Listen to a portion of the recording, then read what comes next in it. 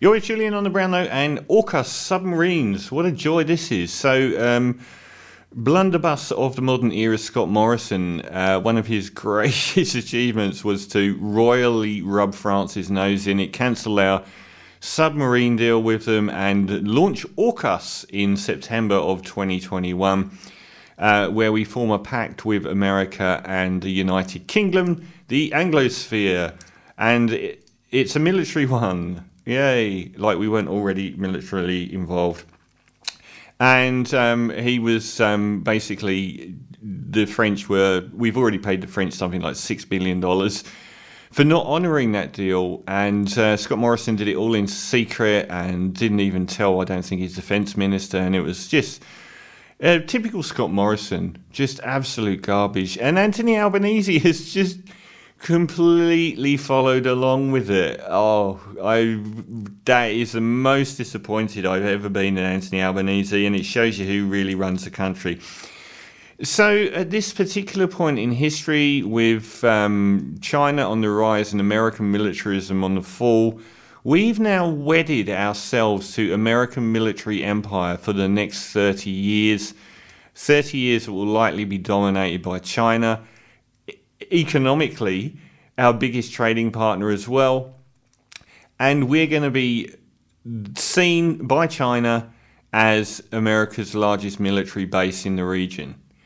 It's an astonishingly damaging thing to have done, to wed us so we can be friends with America all we want, but we have wedded ourselves militarily to American military might, directly, specifically aiming that at China for the next 30 years. Of course, there's going to be an incredible amount of negative blowback over this. China have just come out and said so today, that they're not happy about Australia doing this, just at the time Anthony Albanese's Labour Party had papered over most of the cracks that Scott Morrison's blunderbuss against China caused our trade deal, and everything seemed to be normalising. We get this absolutely ridiculous garbage with a lot of really bad doublespeak. To say it isn't solely aimed at China is just absolute madness. Who else would it be aimed at?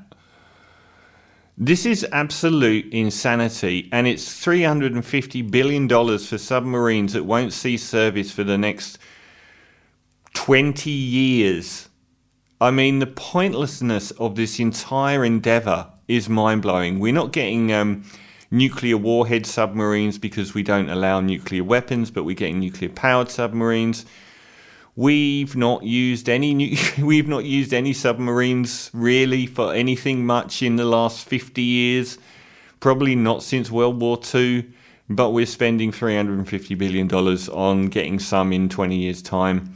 This is just so horribly short-sighted and puts Australia in the back burner on the world stage for decades to come. And the other point is that the amount of doublespeak here is the UK and America will be basing submarines, military submarines, in Australia, and we're saying that it isn't a base because they're revolving which submarine it is. So there's going to be like one American and 3 British, or 1 British and 3 American submarines revolving their stay. If I use your driveway every night but park a different car on it, am I not using your driveway? That is the only reason they're saying it won't be one permanent submarine, therefore it's not a base. We're still using that base all of the time, 100% of the day. For years. From 2027, we're going to have British and American submarines. Nuclear powered, don't know if we would ever allow nuclear weapon ones, but even if they don't have nuclear weapons, they are part of the nuclear deterrent. The number one reason to have submarines in the water in this day and age is to fire nuclear missiles.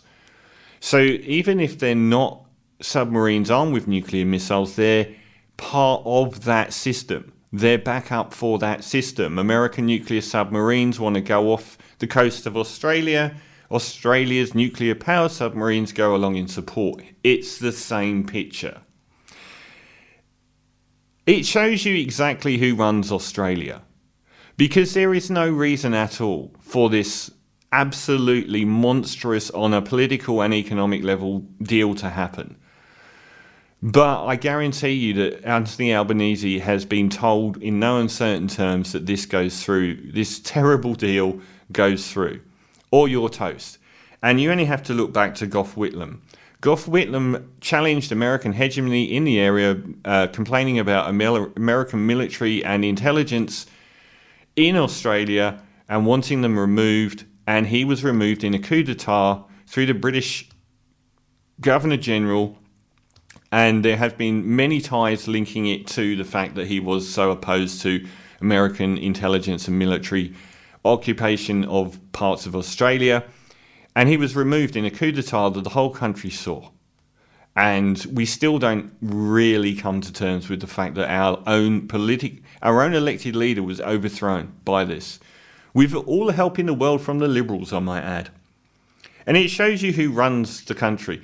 Last week, and I did a piece online about it, was Peter Hartcher in the Sydney Morning Herald ran a number of war with China articles, and I was gobsmacked. The headline on the biggest one was, should we reintroduce national service and host nuclear weapons on Australian soil? Now we know why the Sydney Morning Herald and Peter Hartcher ran those, because of the AUKUS submarine announcement this week. That was it, buttering up Australia to think that this was a great thing. Buttering up Australia to think that China was this massive military threat. That's why they ran all of those articles last week, to butter us up for this. They all decide all this behind the scenes. It is shocking that if Anthony Albanese opposed this, he would be removed from office. Make no bones about it. He would be gone. And the press in this country would go for him. Because there's people higher up the ladder that make these decisions. So, I mean, the amount of money this gives to the military-industrial complex is just phenomenal. But it weds us to this American military version of the world that we're currently seeing play out in Europe, when that might be dying and we're stuck with it for decades to come. And make no bones about it, they say there's no nuclear weapons in those submarines and that Australia won't host nuclear weapons. The Sydney Morning Herald last week already made the case. You say the insane thing one year and it becomes part of the conversation the next year. They will be saying that we should be hosting nuclear weapons in Australia much more in the years to come. Make no bones about it. That's why they want more nuclear reactors in Australia as well. The two seem to go hand in hand. And the wonderful Peter Dutton-led Liberal Party have already said they would consider cutting money from the National Disability Scheme to pay for the submarines. What about franking credits and negative gearings, mate? You won't lose tax breaks for the wealthy, but you'll take it off the disabled. Anyway, it's very disheartening that this has happened under Anthony Albanese, and clear that he didn't have a choice. We think we know who leads the country, but it isn't true.